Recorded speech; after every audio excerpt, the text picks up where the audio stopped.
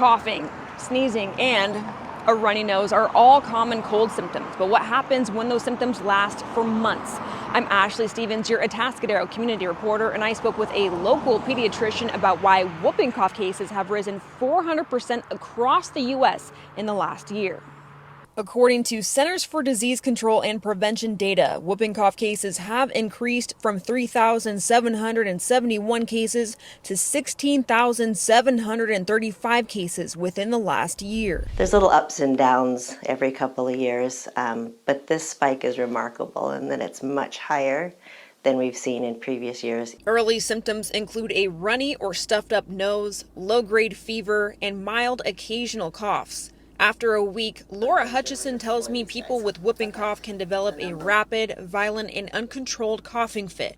Its nickname across the medical field is the 100-day cough, and it's fairly accurate.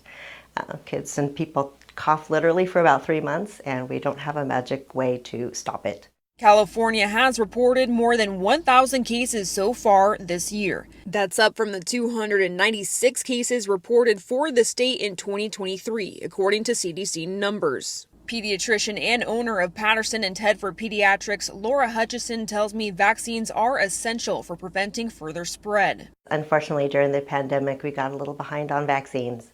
Pertussis or whooping cough is one of the most readily preventable diseases or infections, and I think as a country we all got a little bit behind. She recommends her patients begin receiving vaccinations at birth and get boosters at 11. Every 10 years after that, she recommends revaccination. I spoke with around 10 parents in the community this week, and while no one was against their children receiving these vaccines, some told me they take extra precautions when cases rise. People is getting very sick very quick with many illnesses that are like respiratory and pulmonary, and so that concerns me. I always try to stay away from people that are sick, and if my son gets sick at any point, I keep him away from other people as well.